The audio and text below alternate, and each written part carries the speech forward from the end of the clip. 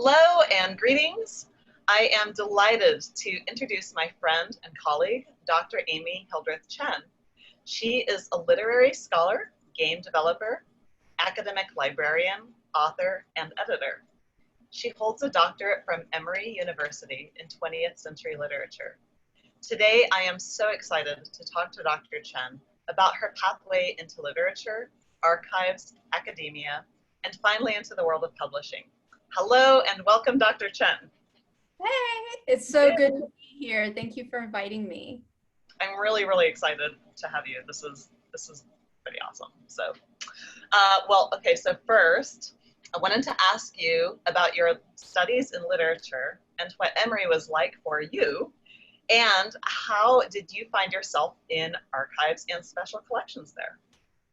So the reason I went to Emory actually was because of special collections. My whole beginning into the world of graduate study was because I was sitting at my undergraduate institution, the University of Iowa, in the dorm cafeteria, and I had a free copy of the New York Times, which the university unfortunately no longer provides. Separate Oh my conversation. gosh. Okay. Yeah. But I picked up my free copy of the New York Times. I was reading it in the dorm cafeteria, and there was this major article about the acquisition of the largest private poetry library in the United States.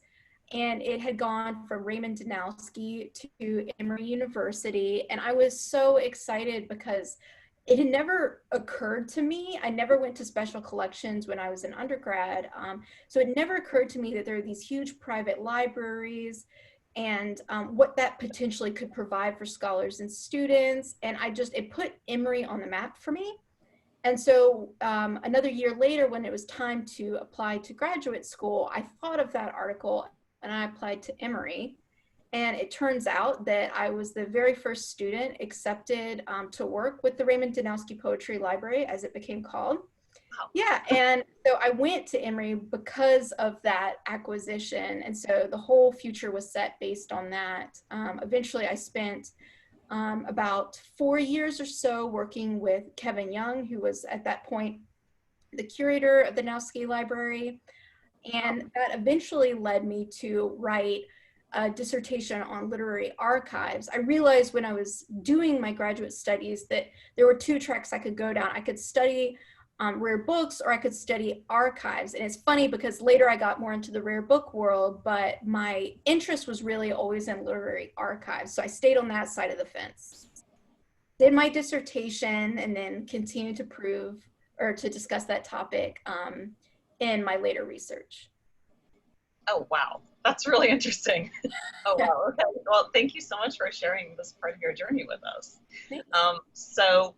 Moving along, I am interested to know about how you became a CLEAR doctoral fellow.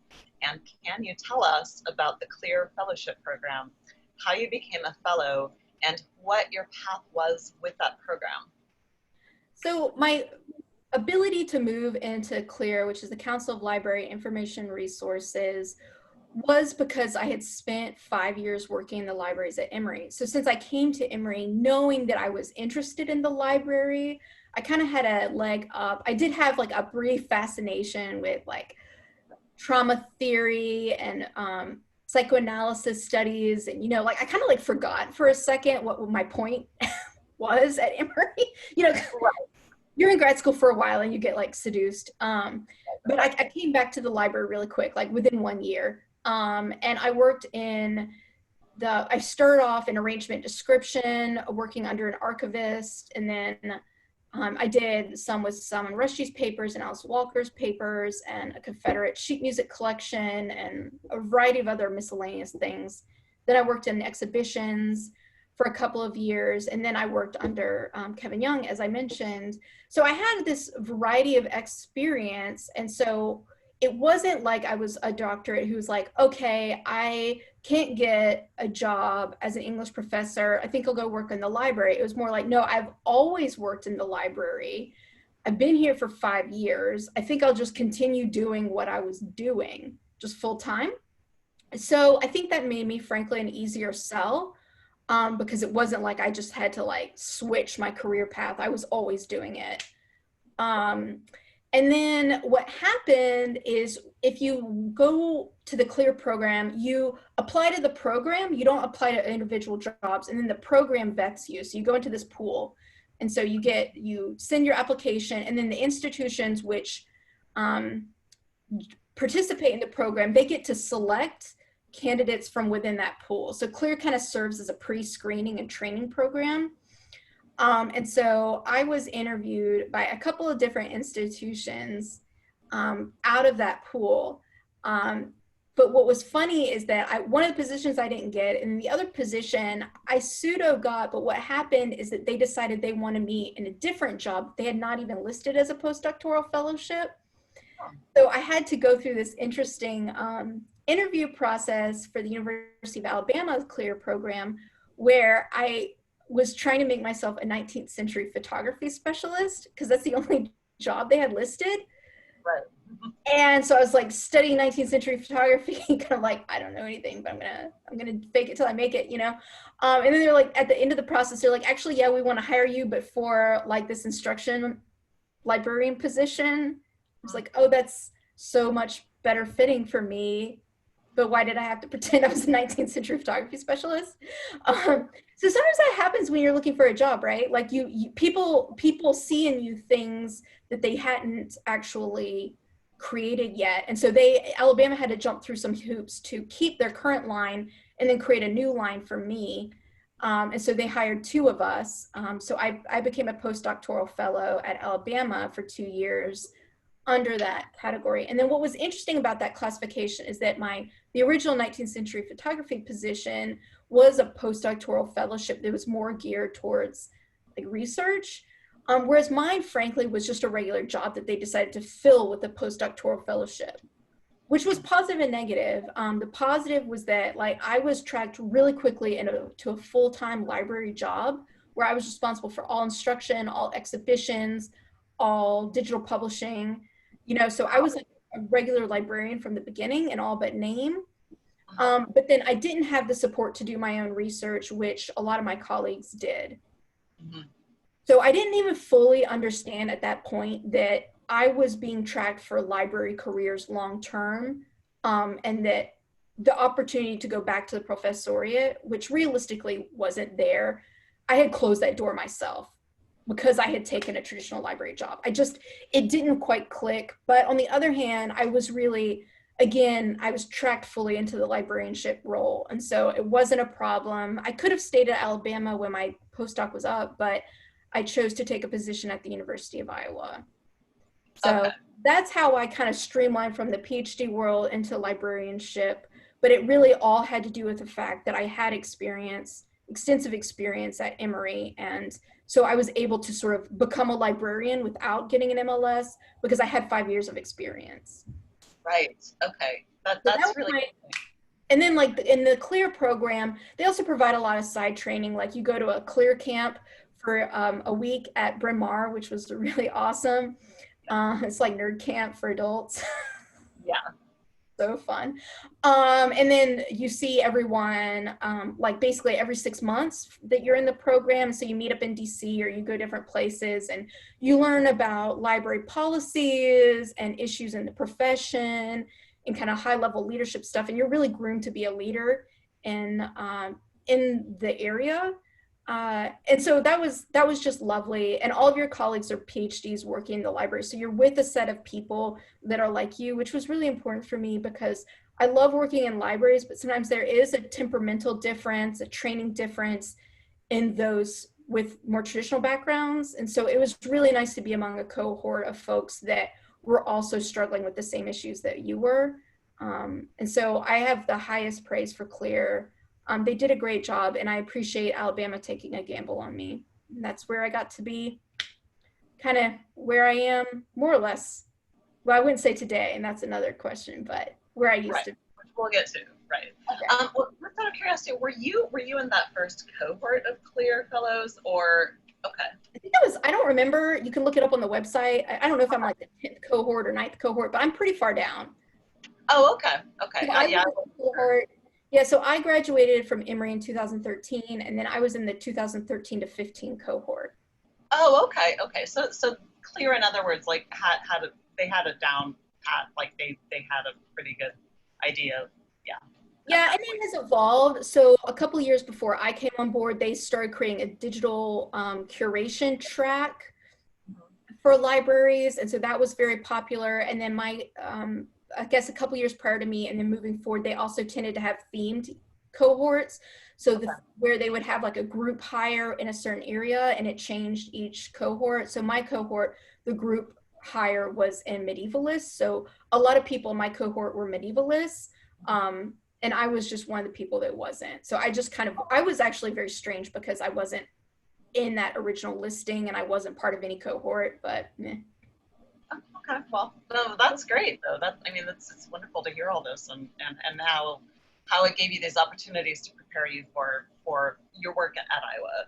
So yeah, so all right, well then that will lead us to another question, which is what kinds of roles did you perform at the University of Iowa? How were you able to create your game and write your book while you worked full time and lived a full family life, or not? How do you think this might relate differently to men or women in the same kinds of positions? okay, so you're gonna have to track me and see if I answer all your Okay. questions. There's a Yeah, lot to or unpack. not. Right. Okay, so I'll just start with the basics. So at Iowa, I had two different jobs. I was there for about 5 years. So about 2 years in my first role and about 2.5 years in my second. My first job, I was a special collections instruction librarian. My second role, I was the English and American literature librarian / I became the English and communications librarian. So I went from special collections to being a subject liaison. So my special collections job, like I mentioned at Alabama, I was involved with instruction, exhibitions, and then kind of like digital publishing. And I also wrote a book for Alabama, which is another side story. So I did a lot of things at Alabama because they were a smaller school. I mean, they're a major research institution, but their library staff wasn't as large or as developed as Iowa. So when I moved to Iowa, I specialized. I just did instruction. I was a non-traditional candidate, again, a PhD without an MLS, but of course, by that point, I had spent 7 years in the libraries. So I didn't consider myself non-traditional, but some people do. And I decided to specialize in instruction because I have more teaching experience. Because of the PhD, I had taught my own courses and designed my own courses and also spent a lot of time teaching in the archive. So it suited me to move into that role. And it was really exciting because my colleague, Colleen Tyson, had moved the program up into being really, really popular at Iowa. Like I came back home to my undergrad institution, right? So I had been an undergrad at Iowa in 2002 through 2006, like reaching back. And I had never gone to special collections, but I did like everything you could do in literature. You know, I edited the college journal. I did everything, and we never touched special collections. And so in between the kind of era of my undergraduate and then when I came back to work there, now like everyone was going through special collections. They were hopping, multiple classes a day, super, super busy. They couldn't even keep up with it. So she really moved special collections into the new age of actually welcoming undergraduates and graduate students, but primarily undergraduates. And so that was fabulous. I was really, really proud of special collections for getting out there and making students excited about what they had and opening up research and teaching opportunities and community events. And it was just a really dynamic, exciting place to be. And I was glad to join there and do that kind of work. After a couple of years, and I learned a lot too, because like I said, I was really someone who specialized in archives at Emory and then was a more generalist at Alabama. And I kind of picked up a lot of stuff about Southern lit and culture. But at Iowa, they had a really strong rare books focus, artist books and rare books. And so that had not previously, I was exposed to it because actually Alabama had a really good artist books collection too. But that wasn't really what I knew. And so I learned a lot. It was really good for me. But the English librarian left for another job after I'd been there for about 2 years. And so they had a failed search, and then they looked around, they're like, Amy has a PhD in English.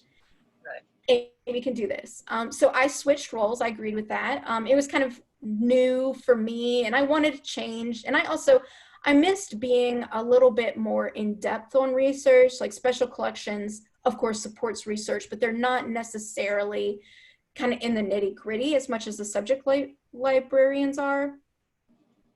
So I really enjoyed that. And I did that for 2.5 years, eventually expanding out to communications. So you asked about the games. I did, yes. And the book. Okay. So these are long. How you develop them, like how you had time to do that. Okay. With all the others, because I know how busy academic librarians are. So. They can be busy. I mean, one thing I will say about being in a graduate program is it's almost like it's like training for a marathon or something. So in graduate school, they kind of torture you. And so, I would get used to writing 10-page papers a day.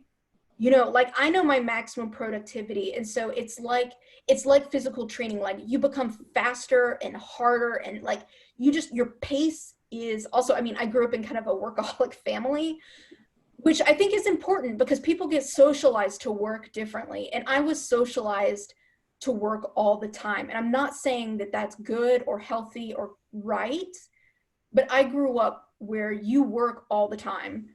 And so I really struggled to take time for myself and not feel guilty. And so I just admit, like, I work a lot more than some people do, not trying to say I'm a martyr, but because that's just who I am.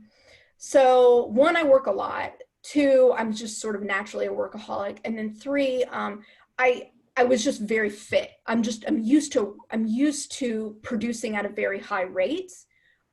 Because that's the only way you can be competitive in academia, because it is so cutthroat. So I'll say I went into my side projects with that pacing embedded in me. So for me, it wasn't like, how do I manage all these things at once? It's just like, but of course, like you always do your job and you do other stuff, because the other stuff will matter more in the long run. Like if you're a professor, you have to teach your courses, but ultimately you're probably going to get promotion based on your research. Right. So I have internalized that problematic format. So I would do my job, and then I would do everything else. And I will say, like everything, there's an ebb and flow, right? So there'll be like at Iowa, the high teaching time period was like September to October, and then sort of like February to early April. So there's big chunks of the year where it's not like you don't have things to do, but it's not peak go time. Like October, like you're not doing anything but teaching, like nonstop teaching in October. But December, like not much is going on. So that's actually when I started my game. It was December, and I felt like I had extra time. And my supervisor at the time, Greg Prickman, was like, I have always wanted to create a game based on the rare book trade, or the book trade, early modern book trade in Europe. And I needed something to do. And I was sort of in between my dissertation and book at that point. I was still kind of floating around. So I seized on that, and over Christmas break, instead of like, I don't know, taking a break, I was like, I'm going to create a game. And I also like have no gaming background. I'm an only child. I like to say like no one played with me, and my parents are like, that's not true. But I had no exposure to games. So it's not like this was like a side interest of mine. I just picked it up because, like, again, I have that like internal drive that like I must always be producing. So I quickly mocked up a game, and I had to move it to be a little bit more contemporary though, because my training is not early modern. So I made Codex Conquest, which is a game where you can buy and sell and trade books from the 15th through the 20th century, because that range honestly just suited me intellectually. And you play as one of many countries. So you can be like Spain, or you can be England, or you can be France. Of course, this is totally anachronistic because, Italy or, you know, Spain. Like they didn't exist as countries in the way that we think of them now. Yeah. So, I mean, so it's a game. You have to like, okay, you know, and in fact, like that's one of the fun things about the game is that when you play it, you use the game to point, like I like to say, like you play from the game's flaws are where you teach, you know, like, oh, was Italy a country in 1500s? Like, Right. you know, and so that's like, that's what gets students excited because they can point out all things wrong with the game and you're like, ha ha, ha, joke's on you. You learn something. That's so great. Yeah, well, and then, I mean, and then also just to say, like, other than Greg's just idea about the book trade, the other thing that really inspired me was like, what are the most common questions you get asked as a teacher in special collections? And one of them for me was, how much is that book worth? Mm-hmm. And that's a question that people are really uncomfortable with because, you know, we don't want to reveal how much we pay for items, you know, or we really want students to like do some critical thinking and think like maybe its financial value is not reflective of its cultural value, you know, or like let's go into that. So we want to stop them from just that knee-jerk question, but actually there's something to be said about like, yeah, this costs this much and why? And why does something else you think is more important cost less or more, or, you know, so that's really what inspired the game. And of course it went through like a year plus of testing. That's a whole right. So it's just like I needed a side project and I really wasn't there in my academic research yet. And so I just jumped off the cliff and started doing that. Mm-hmm. Oh, fantastic.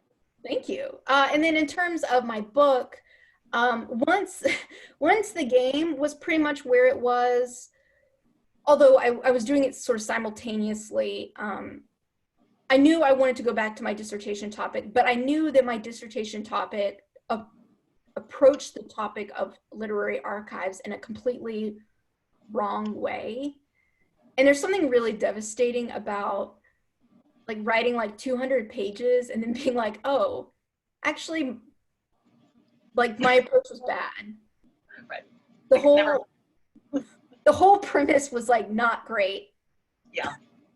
So the whole premise of my dissertation was like literary archives are valuable and they are wrapped up in all of these different interesting phenomena. So I'm going to study one African-American poet and one Irish poet and one British poet, and that'll be cool, right? And then it was like, well, actually, like the dynamics are really different based on who you are and where you're coming from. And also the way book publishing works and university hiring works is like, you don't really get hired for a general Anglophone job unless you do post-colonial studies. So the fact that I did British stuff and Irish stuff and American stuff made me basically unhireable. You really need to be a British-Irish combo person or an Americanist. Oh, okay. So, and stop me if I'm like rambling. So I had to pick like, am I going to do the British Irish book or am I going to do the American book? Right. So that was the first choice. Like one, I need to not just divide up all these different areas and make them equal. When I write the book, it needs to be one or the other. So I picked, at first I fluttered around with the Irish, but I decided to do American. Okay. So I limited myself to American literary archives. And then I realized also with my dissertation, frankly, I mean, I feel confident enough to say this now, like I was not sophisticated in graduate school. I just wrote my dissertation based on the archives that were at Emory, which is like real convenient. Yeah. But like there wasn't like a good intellectual reason to do that. That was like very sloppy. So I knew I had to pick authors whose papers existed at a wide variety of American institutions. And the only way I could do that was through a data-driven method, not just what the hell, I happen to be a grad student at this institution, I'll study these authors. Like, that's not defensible.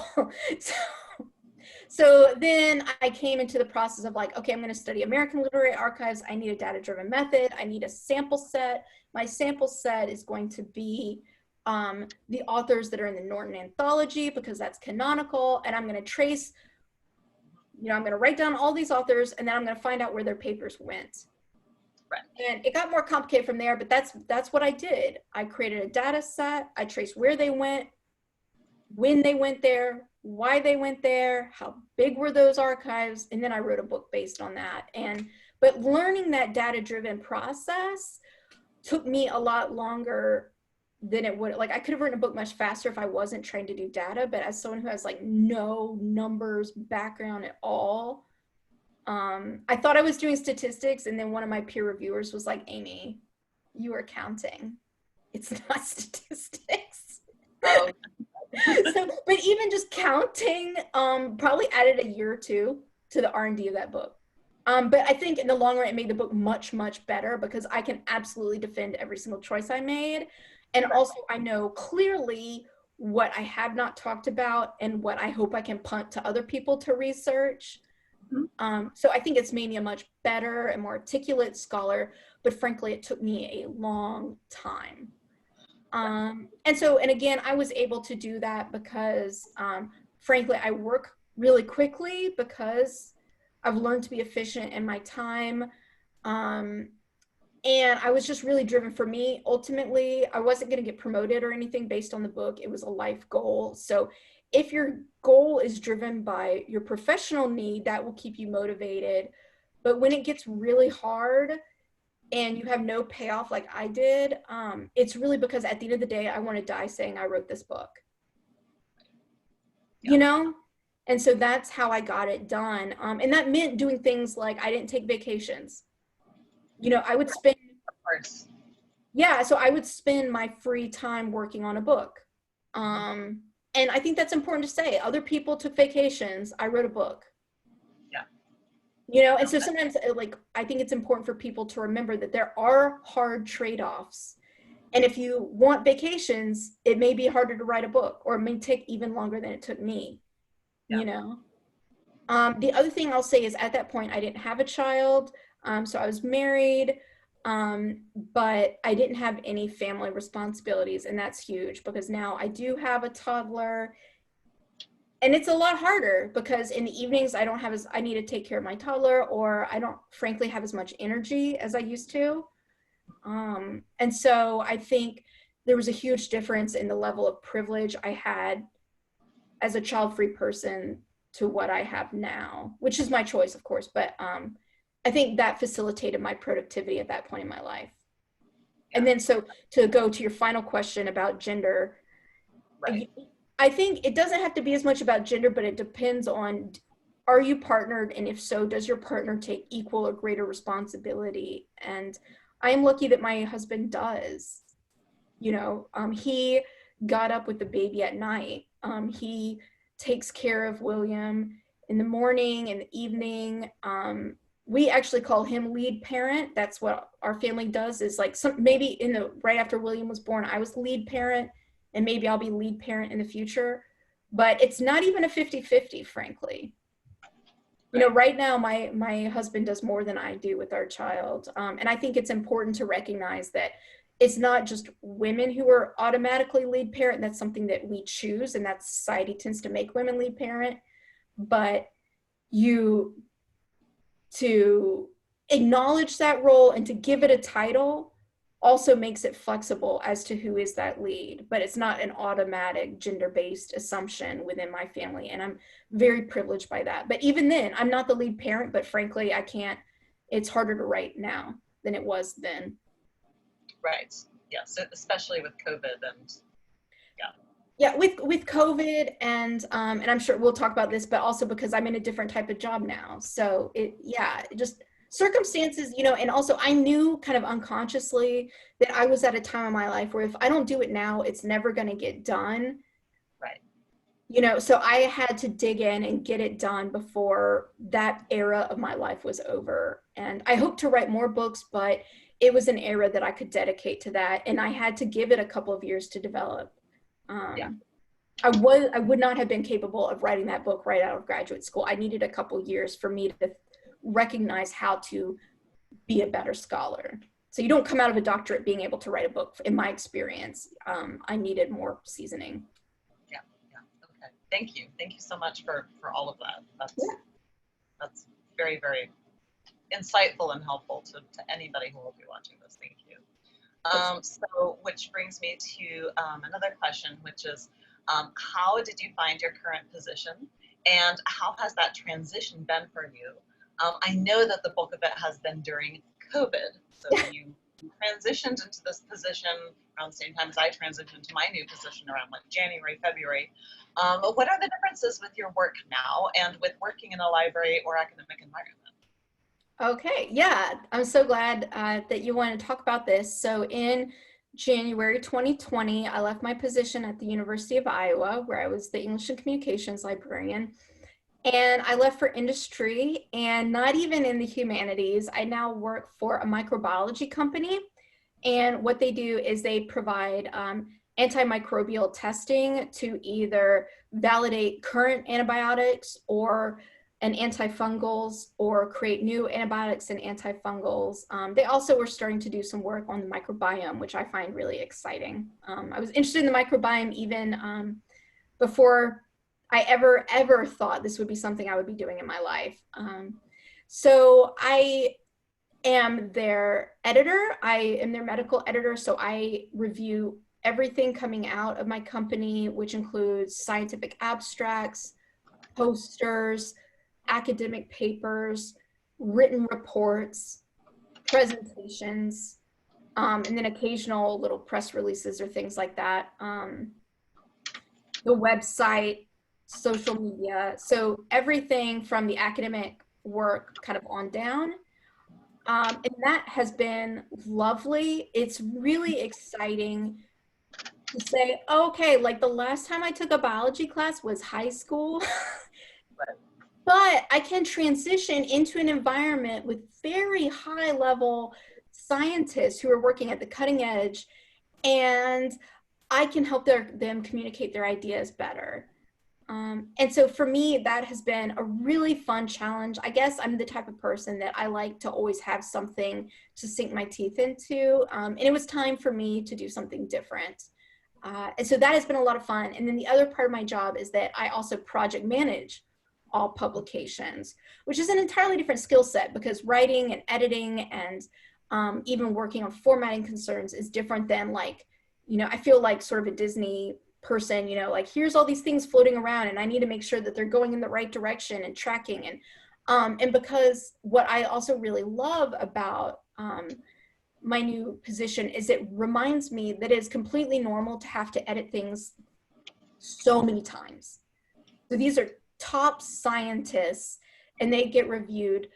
Because it's scientific writing, they might have 4 co-authors. So an author might write it, all 4 co-authors review it. Then I run a process called document review group, which is like an internal peer review, where a statistics person checks every single number. I check every single word. Okay, then it goes to the sponsor who's paying for the research. They check everything. Then it goes to the editor of the journal, and then it gets reviewed there. And then it goes back to being reviewed by the author, back to being reviewed by me, back to being reviewed by the sponsor, and then hopefully it's done. Wow. Yeah. So I think for anyone who's listening to this, who is doing writing, you should not think that the first thing that comes out of your head needs to be a magnum opus. Even top level scientists get like 6 to 8 reviews before anything goes anywhere. Yeah.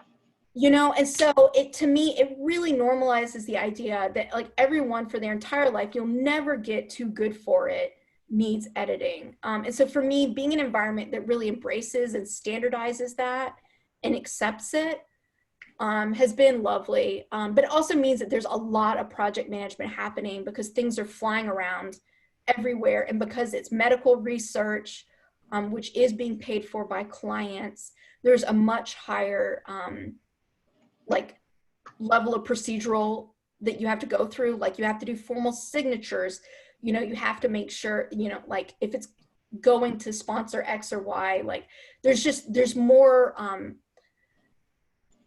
hoops you need to jump through to make sure that everything is not only scientifically accurate, but reflects the kind of longer term goals for a certain drug. So that's been kind of cool, but a challenge for me. I'm becoming certified as a project management professional, a PMP. Oh wow, I didn't know that. Yeah, Project management is so hard. I'm so impressed by people who do it successfully. Having done it myself, I'm amazed. So. Yeah, well, no, I haven't. Okay, I have not sat for the exam yet, but I did this course. but I needed that because it was just like, I consider myself the most organized person I know. And I was still I will admit, I was a little over my head when I started this job. So yeah, it's been great, but doing project management and then doing editing. And then honestly, like, yes, it is a for-profit company, but their deliverable is scientific research that helps improve public health. And so it's felt really good to work for an organization that is a little bit more streamlined than academia or nonprofits would be, because they do have that profit goal. So, you know, people are really on task, but it's for something that will make the world better. Oh, absolutely. Well, and I mean, I don't know if there's any reason to. I mean, of course, this is another conversation entirely about how Babazia Tarot talks about, you know, vocational awe in libraries, and Yeah. you know that there's this concept of self-sacrifice, even like that we often don't think about when we're working in libraries, but you know, not taking lunches and not doing this and that because we're working for this kind of greater good. And I think that there may actually be this sort of feeling badly about moving to like for profit. I mean, I did myself, you know, but like it's not at all. Yeah, no, it's not, and I totally get it because my whole life, I mean, my family is an academic family. I never would Right. have thought, even a year ago, that I would have left academia, university libraries, and I'm not saying I won't go back. I mean, you never know. I think that's the other thing is like our generation, you never know what your career is going to do, and so I really had to accept, and I think I had the benefit of like, I already had to accept not being a professor. So at my core, I've learned to have professional flexibility. Mm-hmm. Although it's really painful. It was Yeah. really painful to not become a professor. And then it was really painful to leave libraries because my research is on libraries, my professional network is on libraries, my identity is libraries. And so it's really weird to go to a day-to-day life where I'm dealing with antibiotics.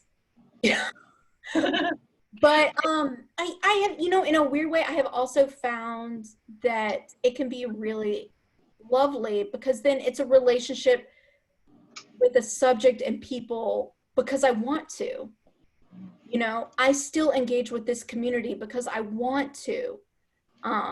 It's not, you know, I wrote my book and I'm getting no professional benefit from it right now, at least, because I wanted to. And so because I care about these issues. And so it's nice. It's hard. It's harder because my current job doesn't give me the kind of time flexibility that frankly I did get in the libraries. This is on my lunch hour. So, but it allows me to sort of make a cleaner break between what I do to support my family and what I do for my own intellectual interests.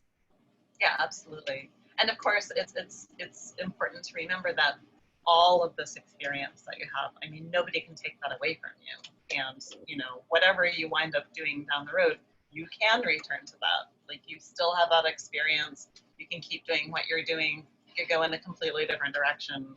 That's important, I think, for all of us to remember. I mean, all of the experience that we have, you know, nobody can take that away from us. So I think that's so true, especially with COVID. You touched on that. Because I just think, and like higher ed's going through a lot, libraries are going through a lot right now. And I think I really want people to understand that like you do have to mourn. You have to mourn the futures that you thought you were going to have. yeah. Even if the future you get is actually, sometimes it can be better than what you thought. Like my career right now is, you know, pays me well. It comes with bonuses. You know, like it comes with things, like I like my colleagues. They're super smart people. Like it comes with things that I really like. Yeah. But you have to, but to me, I would say to folks who are struggling with those career issues is like, give yourself space to mourn because you are mourning an idea of yourself. And it's so hard. I mean, like I cried, you know, like it's just like, it's horrible. Like it's horrible. But if you can like mourn it and let it go, you can develop in totally beautifully new ways. And it doesn't foreclose the past. Like I could, just because I wasn't a professor doesn't mean I couldn't write an academic book. In fact, I probably wrote a better academic book because I wasn't like trying to deliver on a certain time period. I could let the book be created in the time it wanted to be created in, not like what it took for me to get promoted. Right. So Exactly. I think there can be something that's actually like deeper happening.